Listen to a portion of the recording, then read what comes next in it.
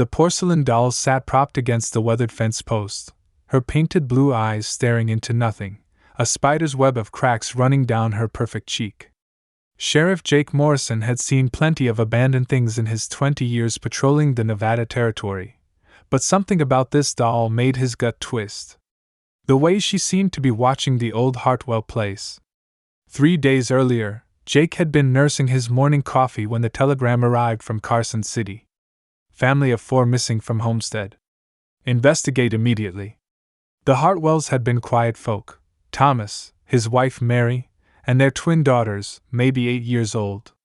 The kind of family that kept to themselves, minded their own business, paid their debts. Jake had ridden out expecting to find signs of Apache trouble, maybe horse thieves. Instead, he'd found breakfast still on the table, beds unmade, and a silence so thick it seemed to press against his eardrums. No blood. No signs of struggle. Just absence, like they'd all walked into thin air. Now, standing in their front yard with this broken doll in his weathered hands, Jake felt that familiar prickle between his shoulder blades. The same feeling he'd had at Antietam, right before the Confederate charge that took half his regiment.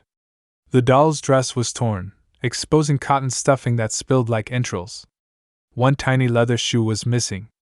But it was the eyes that held him, those painted blue eyes that seemed almost alive, almost pleading. Sheriff Morrison? Jake spun, hand instinctively moving to his Colt. A woman stood at the edge of the property, barely more than a girl really, with auburn hair that caught the late afternoon sun. She wore a simple gray dress, too thin for the desert evening that was coming. Her feet were bare, dusty, and when she moved, she favored her left side like something inside was broken. "I'm sorry," she said, her voice barely above a whisper. "I didn't mean to startle you." Jake lowered his hand but kept his distance. In his experience, people who appeared out of nowhere in places where families vanished were worth watching carefully. "What's your name, miss?" She looked at the doll in his hands, and something passed across her face, recognition maybe, or fear. "I'm fragile," she whispered, taking a step closer. "Don't break me." Jake stepped toward her, ready to offer help, ready to ask about the Hartwells, ready to do his job. But as the distance between them closed, he saw her face clearly for the first time in the dying light. And his blood turned to ice water. It was Mary Hartwell's face. Exactly Mary Hartwell's face, down to the small scar above her left eyebrow where she'd fallen from a horse as a child. Jake had seen that scar a dozen times at church socials, had watched Mary laugh at her husband's jokes, had tipped his hat to her on Main Street just 2 weeks ago. But Mary Hartwell was 34 years old, with lines around her eyes and gray threading through her brown hair. This girl couldn't be more than 19, smooth-skinned and untouched by the hard years that desert living carved into a woman's face. "You're dead," Jake heard himself say, the words falling from his mouth like stones. The girl, Mary, but not Mary, tilted her head with that same gesture he remembered. "Am I?" Jake's mind raced through possibilities, each more impossible than the last. Twin sister? But Mary had been born in Ohio, an only child. Daughter? Mary's girls were blonde like their father, and besides, the resemblance was too perfect, too complete. "Where's your family?" Jake asked, his voice carefully controlled. "Where are Thomas and the girls?" Something flickered in her eyes, pain, maybe, or guilt. "They're safe." "That's not what I asked." She moved closer, and Jake caught a scent that made his stomach lurch. Not perfume or soap, but something sweet and cloying, like flowers left too long in water. Like something dying. "You don't understand," she said. "None of you understand. We tried so hard to be what you wanted. To fit into your world, your rules, your boxes." Her voice carried an ache that seemed to come from somewhere deeper than her chest. "But we weren't made for boxes." Jake's hand drifted back toward his gun.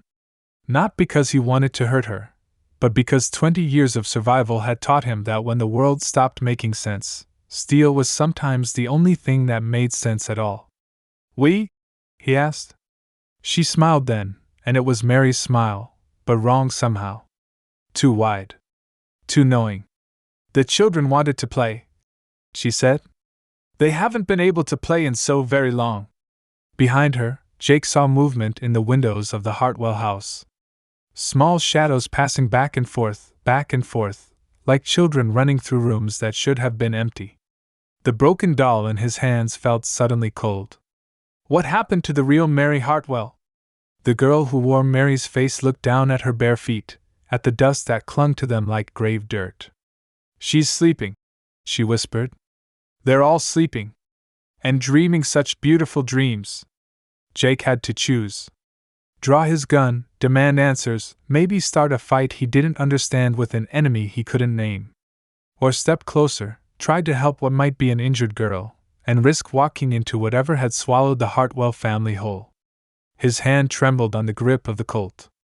Jake chose compassion over caution, and it nearly killed him.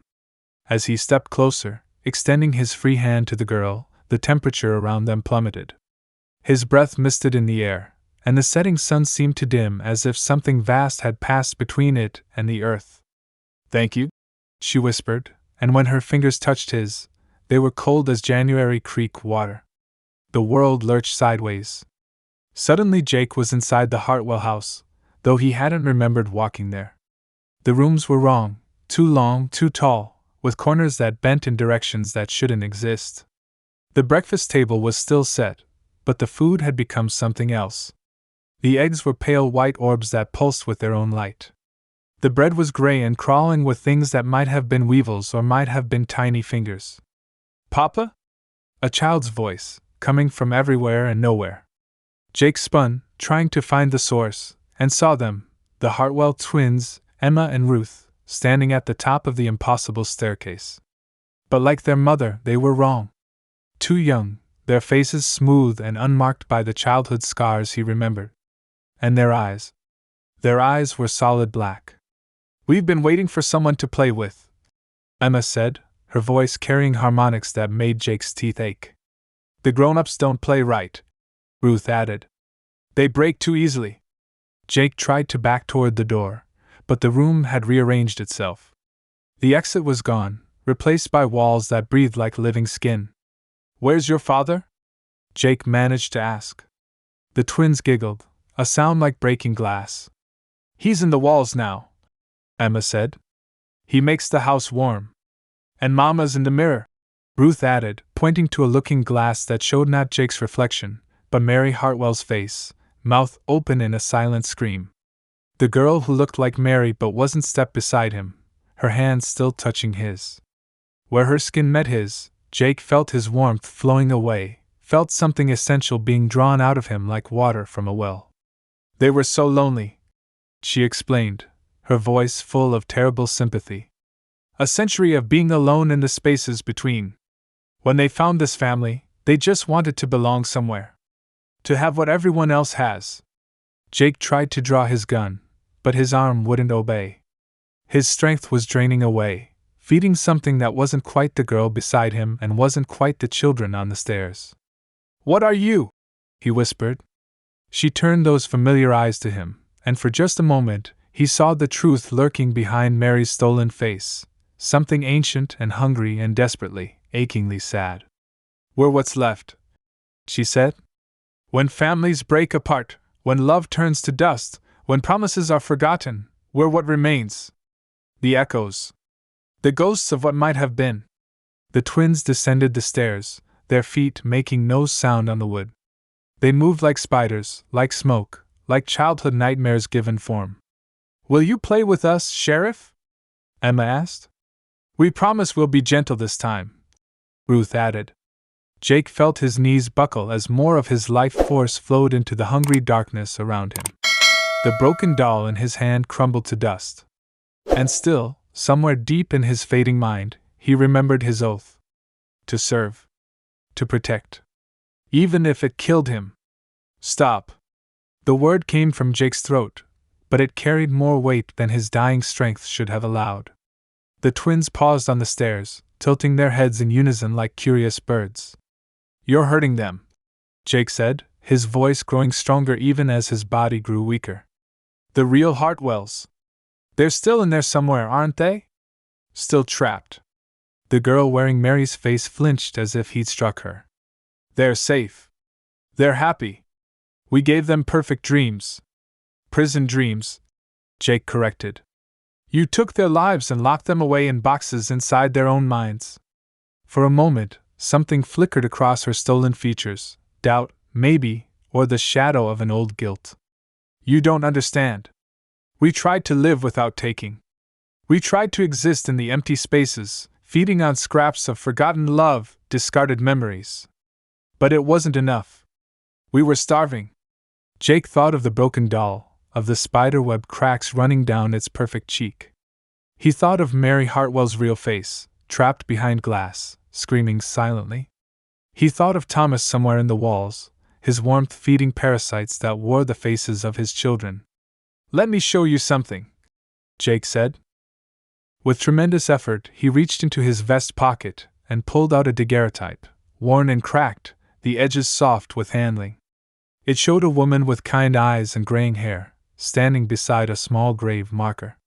My wife, Sarah, Jake said. Lost our son to fever when he was just 3. Lost her to grief 2 years later. The temperature in the room seemed to shift, the oppressive cold giving way to something else. I know what it's like to want them back, Jake continued. To lie awake at night and bargain with God or the devil or anyone who'll listen. To dream of holding them again, hearing their voices, having just one more day. The twins had gone completely still on the stairs. The girl beside him was no longer drawing his warmth away. But stealing someone else's family won't bring them back, Jake said softly. It just makes more grief.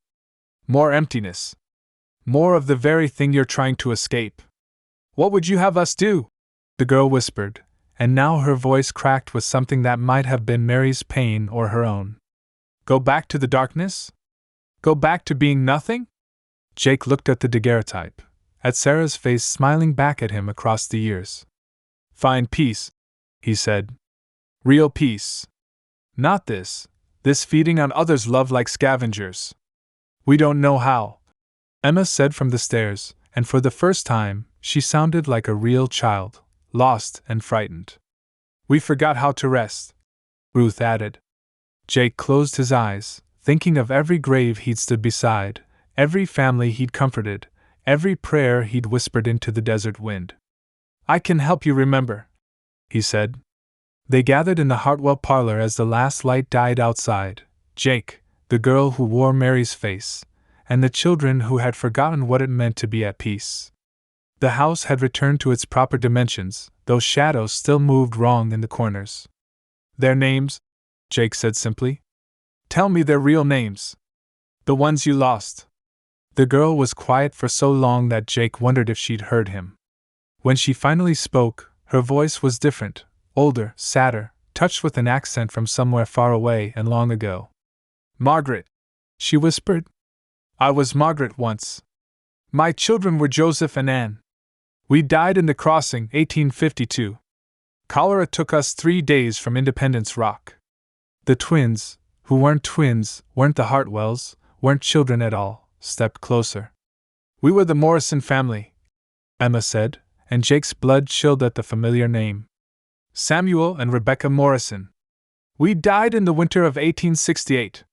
Froze to death when our cabin burned. Jake stared at them, understanding flooding through him like cold water. Morrison. His own name.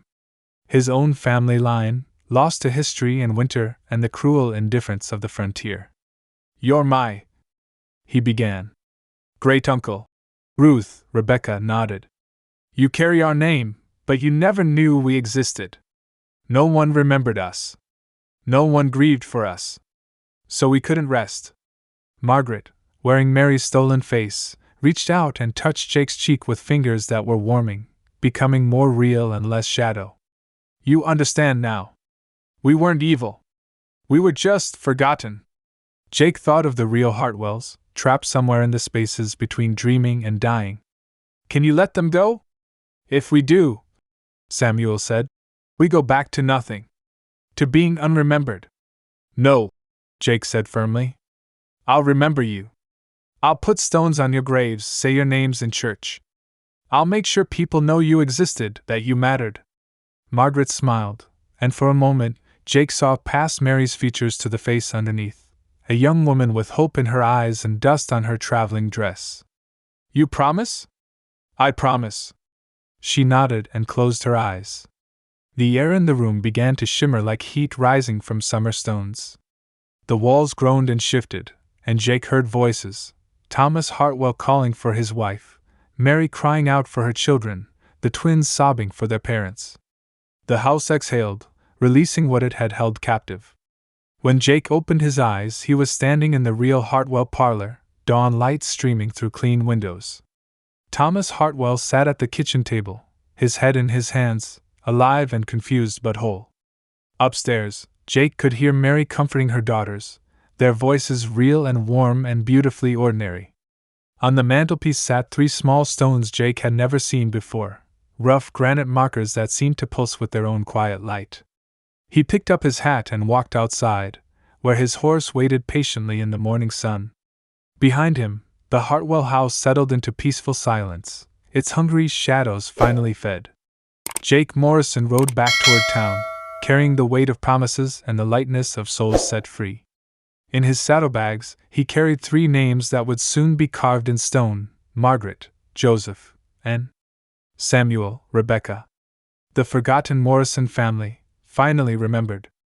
The broken doll was gone, but the memory of painted blue eyes would stay with him forever, not as a threat, but as a reminder that even the lost could find their way home.